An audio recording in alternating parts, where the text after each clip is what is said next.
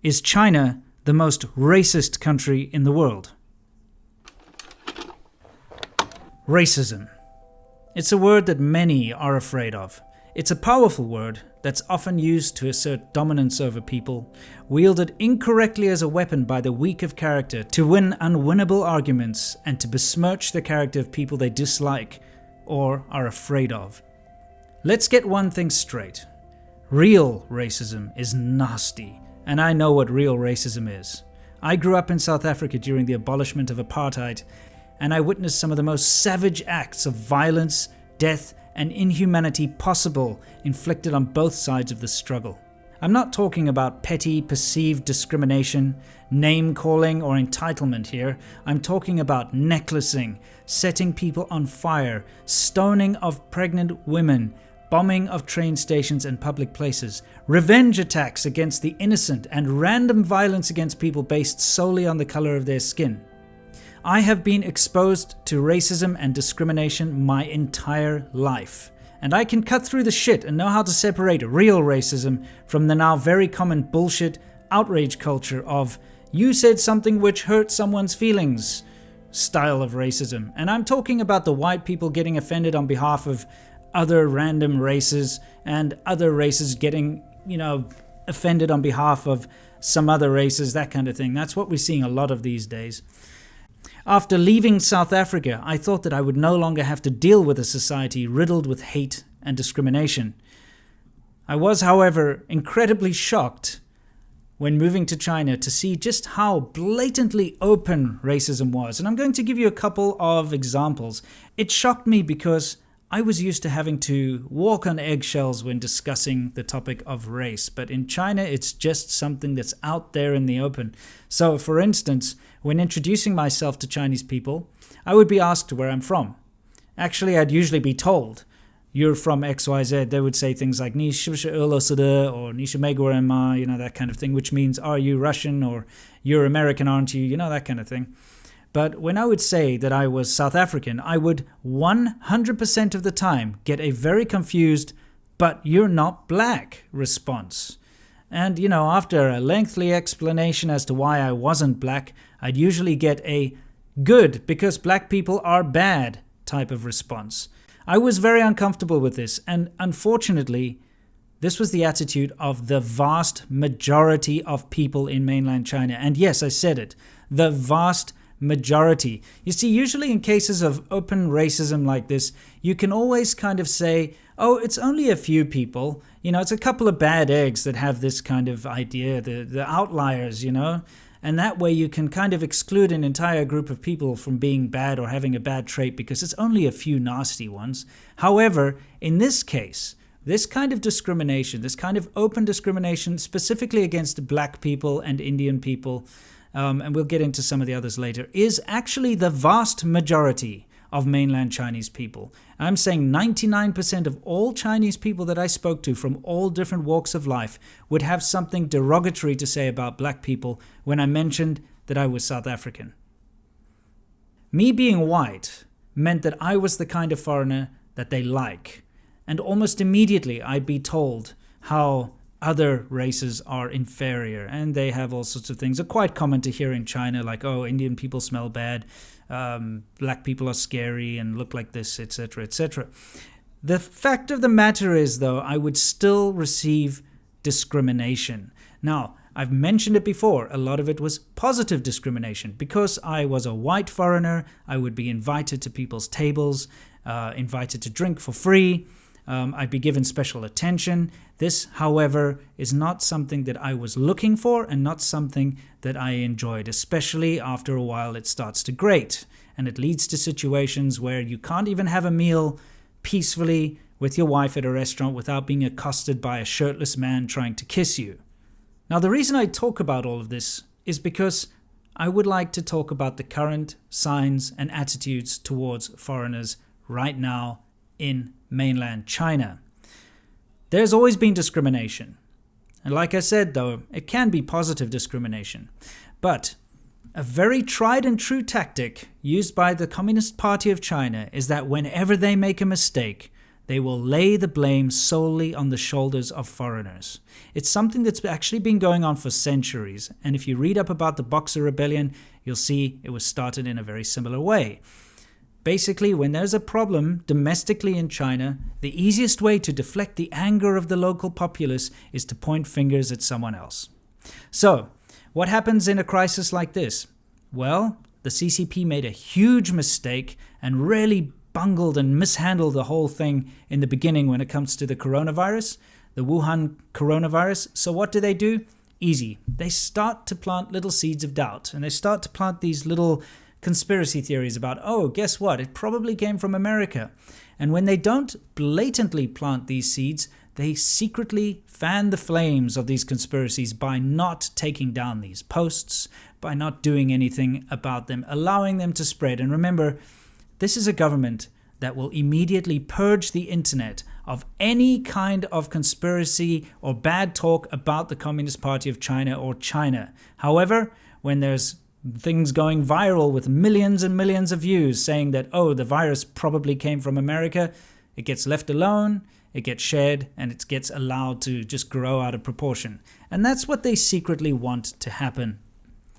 You see, what happens is when the government allows this kind of rhetoric to grow and these ideas and these conspiracy theories, and especially now that they're saying that they've eradicated the virus and all the new cases of the virus are, in quotation marks, imported cases, foreigners bringing the virus back into China, what they failed to mention is that 99% of those so-called imported cases are actually Chinese nationals returning to China, running to China because China's now being seen as the safe place to go. That's another thing that they keep telling everyone. Hey, the rest of the world's now completely infected. Come back to China. We're the only safe place in the world. So, of course, a lot of Chinese nationals around the world are believing this 100%, and they hop on a plane and they fly back to China, this so-called safe haven, bringing infections along with them. So now what's happening is businesses and public facilities, many places are not actually allowing foreigners to enter the premises or to use their facilities, which is absolute nonsense.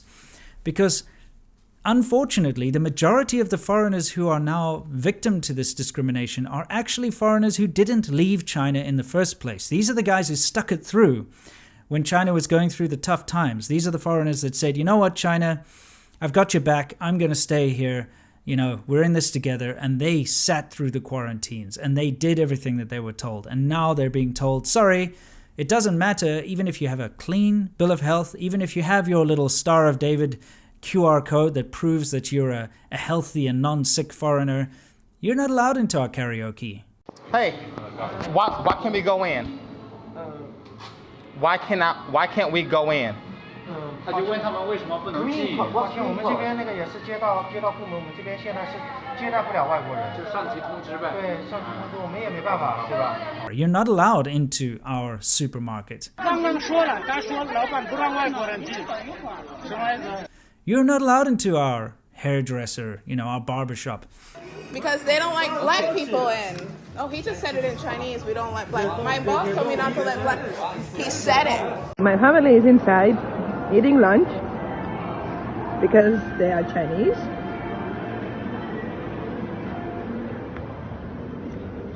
They can eat outside, but I need to stay outside because I'm a foreigner. See, maybe don't give me a ball. First, I was sitting outside next to the trash because they didn't let me inside, but now they just gave me a chair outside so I can sit. So my husband is giving me food. Thank you. Sorry, but you're just not allowed into our restaurant. You're a foreigner. You get to sit outside. Your Chinese husband and Chinese child can sit inside the restaurant, but you, because you're a foreigner, have to sit outside. Your family can bring you a little dog bowl of food. You know? This is stuff that's happening right now. You're getting banners put up where they are encouraging the spread of the virus in America and Japan. This banner, which I posted on my Instagram, last week, says, we warmly congratulate the spread of the virus in America and may it last for a very, very long time in Japan. These kind of racist, openly racist things. No foreigners allowed. Posters on businesses, hotels saying, even through official tweets, that they've been given a mandate from the government not to allow foreigners from different countries, regardless of their medical history, to stay. You need to wake up. As someone who knows what real racism is, this is real racism. You're not Chinese, you're not allowed. So, let me put this into perspective for you. If you are a returning Chinese citizen who has been in Italy or has been in the United States or any of the current hotspots where the virus is spreading, you go back, you sit through your 14-day quarantine, and then you can go into a restaurant or you can go into a hotel. However, a foreigner who didn't leave China, sat through the quarantine, has a clean bill of health, has his little QR code and everything, he may not enter that same restaurant or that same hotel because they say no one from the USA who has a USA nationality or 21 other countries is allowed to enter our hotel. This is nothing more than blatant racism and discrimination. If we were to put up a sign saying no Chinese allowed, no blacks allowed, no whites allowed, no Indians allowed, no anything allowed on a restaurant or a hotel or a barbershop, pretty much anywhere in the world, the entire collective Western civilization would have an aneurysm. That particular place would receive so much crap. It would be shut down. People would be out in the streets protesting. People would get arrested. People would lose their jobs. You know how it goes. And we do see this kind of reaction to even minor incidents of perceived racism around the world. So why is it that in China they can blatantly say no foreigners allowed, and that means you, anyone who's not Chinese? Why is it that we accept this? Why are we not calling them out? Why is it that we're constantly being told that it's actually the poor Chinese people around the world who are suffering from discrimination at the moment and racism? Well, I'm going to tell you why. Because the Chinese Communist Party wants it to be this way. The Chinese Communist Party will punch you and at the same time cry out, "Why are you punching me?" Look at what they've done with this entire crisis. They unleashed this virus on the world. And make no mistake, it is China's fault. The Chinese Communist Party, I should say. And again, when I say China, I mean the government. So please, I'm never directing my anger or any of my criticisms towards Chinese people in general, because usually the bad behavior that's put forth by the Chinese people is there only because it's been directed or allowed to happen by Chinese society, which is directly under control of the Chinese government. So they unleashed this virus on the world by, number one, keeping it under wraps, destroying evidence, silencing whistleblowers, fudging the numbers, bending the arm of the WHO to say that it wasn't a big thing, don't stop trade, don't stop flights. When countries were starting to talk about banning flights coming in from China, screaming racism and discrimination, the same thing that they themselves have been doing, of course. So they unleashed this virus on the world, and what do? Look at them now. They're blaming the rest of the world for bringing the virus back into China. They're trying to promote conspiracy theories that it is in fact America that created this virus. And so, once again, they accuse others of doing what they are very blatantly and out in the open doing. So, yes, they're discriminating against foreigners. They're being xenophobic and racist, but what do? They cry racism as if every Chinese person around the world is suddenly being discriminated against, which, by the way, is a bunch of bollocks. I'm not going to downplay these incidents of racism that some Asians have been experiencing around the globe, but I'm going to point one very, very special and poignant thing out. These acts of racism towards Asians around the world are not condoned by society as a whole. When you hear about people being called names in America because they're of Asian descent and it makes them feel uncomfortable, what happens? The entire mainstream media erupts condemning this, Society as a whole condemns it. I don't know anyone who agrees with this being a good thing. If someone has been racially abused, spat at, sworn at, anything like that, everybody, myself included, condemns whichever jerk has gone out and done that. This is the big difference, is that when there's discrimination and racism in China, it is condoned. It is tacitly approved by the government because nothing is done about it. These restaurants, these hotels, these supermarkets are actively told by the governments not to let foreigners in. And we know this because we've seen actual mandates. Here's an example of a hotel that was told by the government that they're not to allow people of certain nationalities, and they have a list, to stay there. Regardless of whether or not they have a clean bill of health, regardless of whether they've been tested negative and gone through quarantine, they're still not allowed to stay. And that's the big difference. So while you get people on the internet now constantly crying racism and xenophobia because there have been some racial incidences against Asians in America and various other places, what they fail to mention is that nobody is supporting those attacks. Nobody is saying that those attacks are good or should be. Certainly aren't any governments going out there and saying, yes, you should have a racial bias against people of Asian descent. However, in China, the government is saying you should exclude foreigners from these facilities. Yes, foreigners are the ones bringing the virus back in. Society as a whole is actually encouraging these people putting these signs up because nobody says anything.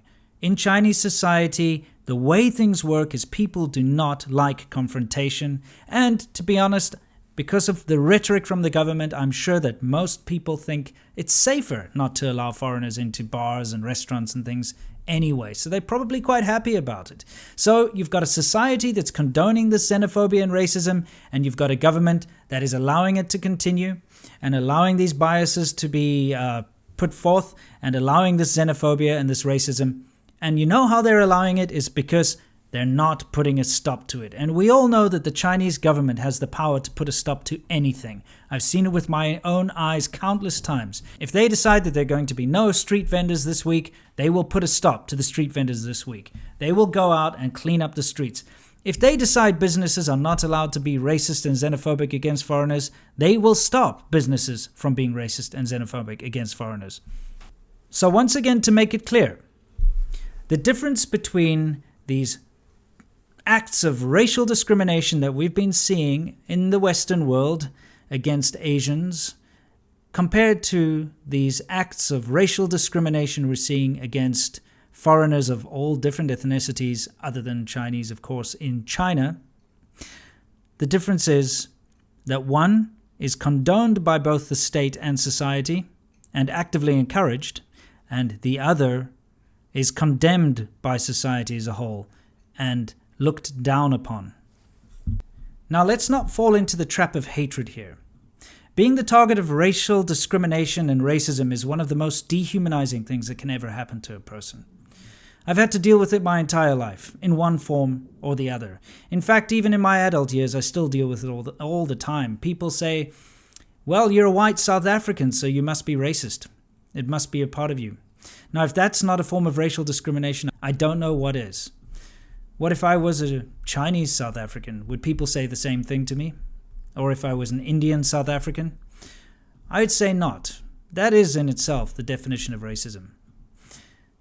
I got over it a long time ago, because sometimes you just have to deal with the fact that the majority of the world is ignorant to your own experiences, and they will judge you based on the color of your skin and your nationality.